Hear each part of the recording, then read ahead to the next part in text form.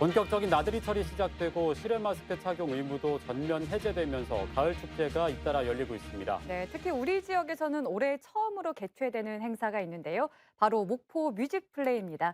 오늘 이슈 초대석에서는 목포 뮤직플레이의 김기정 총감독과 함께 축제 준비 상황 들어보겠습니다. 안녕하십니까? 네, 안녕하세요. 김기정입니다. 네, 네, 반갑습니다. 반갑습니다. 네, 먼저 이 목포 뮤직플레이가 어떤 행사인지부터 좀 소개를 해주실까요? 목포 뮤직플레이는요. 목포하면 이제 관광 거점 도시고 대한민국 문화 도시거든요. 그리고 낭만항구 목포 이렇게 또 우리가 그렇게 불렀었는데요. 목포의 뮤직플레이에 이번에 가장 크게 우리가 개최되는 것들은 전 세대가 함께 아우를 수 있고 그리고 음악으로 목포가 다시 한번 브랜딩하기 위해서 저희가 이제 관광 거점 도시가 선정이 되고 전년도에는 문학박람회라는 것들을 전국 최초로 개최를 했습니다. 그래서 네. 올해는 음악으로 한번 목포를 한번 다시 한번 브랜딩해 보자 해서 개최를 준비했고요.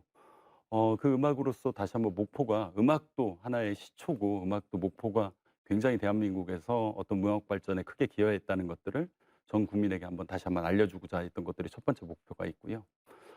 두 번째에서는 아무래도 뭐 지금 아까도 말씀드렸지만 코로나 때문에 여러 것들이 억눌렸던 것들 여러 것들이 있지 않습니까? 그런 것들을 이 낭만의 도시 또 낭만항구 목포에서 맛의 도시에서 여러분들 많이 오셔서 음악도 즐기고 그리고 그동안 받으셨던 어떤 스트레스도 모두 날리시는 새로운 독특한 형태의 그냥 보는 뮤직제가 아니라 음악제가 아니라 함께 체험하고 즐기는 그런 음악제를 만들고자 목포 뮤직플레이를 준비했습니다. 네, 이렇게 설명만 들어도 좀 많이 기대가 되는데요.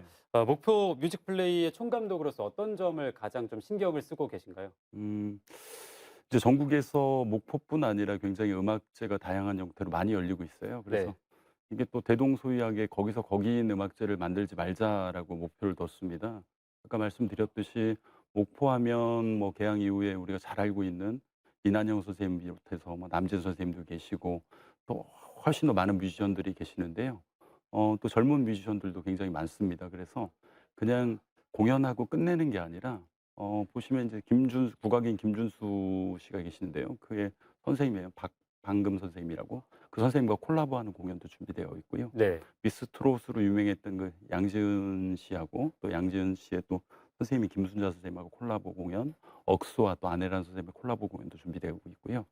또 무엇보다도 그냥 음악제로 끝내는 것보다는 하나의 목포가 하나의 신인 가수의 어떤 등용문의 산실을 삼자 해서 총 상금 1억을 걸고 경연 대회도 준비를 하고 있어요. 그래서 목포가 그런 것들도 보는 것도 있지만 새로운 가수들의 등용문이다라는 것들을 이번 목포 뮤직플레이를 통해서 보여줄 예정에 있습니다. 네, 앞서 잠시 이제 이난영 선생님에 대해서 말씀을 해주셨지만 목표 대표 가수 하면은 이 이난영 선생님을 빼놓을 수가 없잖아요. 네. 특히 이난영 선생님의 두 번째 따님이시자 이 김시스터즈의 리더인 김숙자 선생님도 이제 참여를 하시게 네 됐다고요? 네.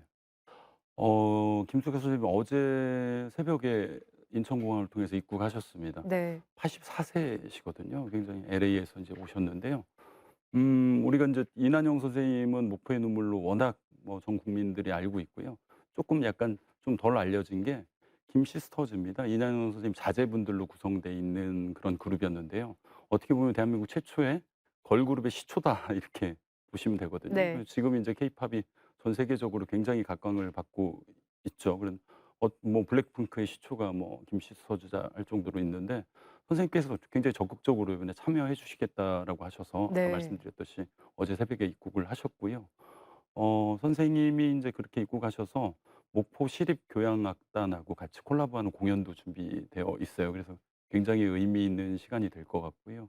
왜 목포가 뮤직플레이란 이름으로 이런 음악제를 하는지에 대해서 보다 국민들에게 좀 설득력 있이 좀 알려줄 계기가 되지 않을까 싶습니다. 더불어 말씀드리면 남진 선생님 같은 경우에는 우리나라 최초의 뭐 팬클럽의 원조 오빠 부대의 또 효시라고 또 볼 수도 있지 않습니까? 네. 그렇게 하고 또 조미미 선생님도 계시고요. 또 이것들을 또 우리 박홍렬 목포시장께서 빠르게 좀 추진을 해서 정말로 그분 살아 계실 때 한 번 더 목포에 초대를 하자라고 시작해서 뜻깊고 의미 있는 공연들이 많이 준비되고 있습니다. 네, 정말 이 한 자리에 모시기 힘든 분들을 한 번에 네. 또 모아서 저희가 네. 음악을 함께 즐길 수 있는 정말 뜻깊은 무대가 아닐까 싶은데 네. 저는 특히 그 여러 가지 콘텐츠 중에서 전국 규모의 노래 경연 대회가 가장 좀 기대가 되더라고요. 네.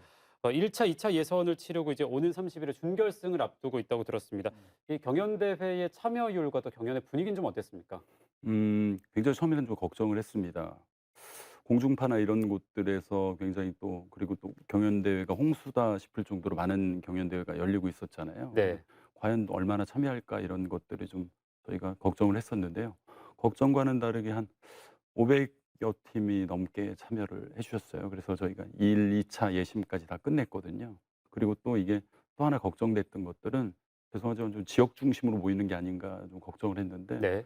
서울 경기가 50%가 훨씬 넘게 많은 분들이 참여를 해 주셨고요. 물론 전남권에서도 한 20여 프로 정도 많이 참여를 해 주셨어요. 근데 그중에서 정말로 이게 우리가 요즘 보면 '굉장히 숨은 실력자들이 많구나.'라는 것들을 이번에 또 많이 볼 수가 있었고요. 네. 총 지금 20 팀이 인제 최종적으로 500여 팀에서 20 팀이 남았고요. 9월 30일 날 인제 20팀 중에서 또 탑 10을 9월 30일 날 선정을 하고 그 탑 10이 10월 1일 날 결승을 통해서 탑 5를 가리는 그런 무대입니다. 그렇기 때문에 굉장히 많은 분들의 열기도 뜨거웠고 굉장히 좋으신 분이 그리고 또 이게 보면 상금이 굉장히 큽니다. 네. 네.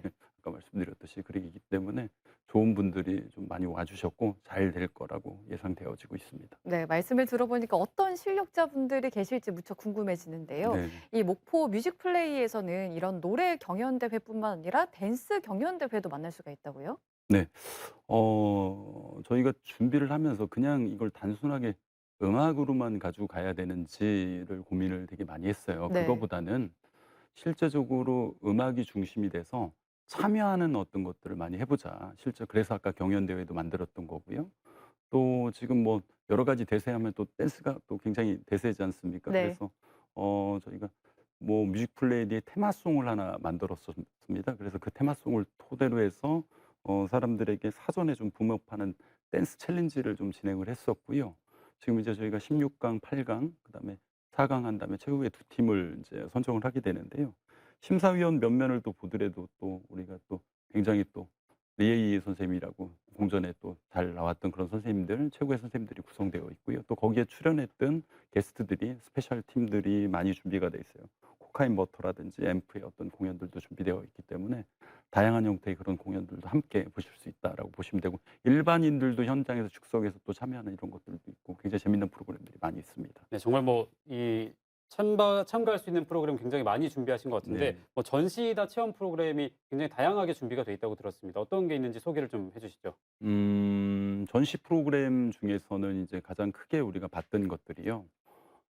이제 개항이 1897년에 이제 목포가 개항되고 다양한 문물들이 들어왔잖아요. 그래서 아까도 말씀드린 작년에 이제 문학박람회라는 것들을 했었고 올해 음악 가지고 해야 되는데 그럼 어떤 걸 보여줄 거냐라는 것들에서 좀 재밌게 해보자 그래서 1920년대와 30년대를 그대로 좀 구성해서 그때 입었던 의복이라든지 그때 생활했던 것들을 전시하고 사람들이 직접 그런 의복도 입어보고 그쪽에서 할 수 있게끔 놨고요. 네. 아까 앞서 질문 나왔듯이 그 이난영 선생님을 기리기 위해서 난영 재즈 극장이라는 것들을 이난영 선생님 그 인생 스토리로 해서 이렇게 했던 그런 구성들도 있습니다. 그렇기 때문에 또한 와서 그냥 음악만 들으시는 게 아니라 실제적으로 주무대와 프린지 무대 등이 다양한 무대들이 구성되어 있어요. 그리고 갯바위 문화타원 같은 경우에 굉장히 쉴 수 있는 힐링의 공간들이 많거든요. 그쪽에서 실제 누워서 정말 이 초가을에 이제 진입하지 않습니까? 날씨도 좋고 거기에서 가족과 함께 휴식하고 음악 듣다가 또 맛있는 것도 먹고 그런 체험도 할 수 있는 가족형 체험 프로그램들이 많이 준비가 되고 있습니다. 네. 그럼 끝으로 목포 뮤직플레이 기대하셔도 좋습니다 하고 이제 시청자분들께 한 말씀 전해 주실까요? 음.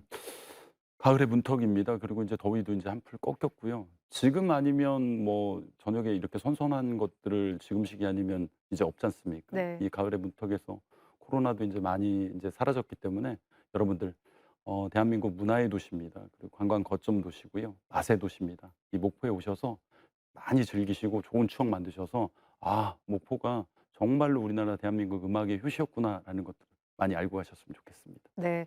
오늘은 목포 뮤직플레이의 행사를 맡은 김기정 총감독과 함께 얘기 나눠봤습니다. 오늘 말씀 잘 들었습니다. 고맙습니다. 감사합니다.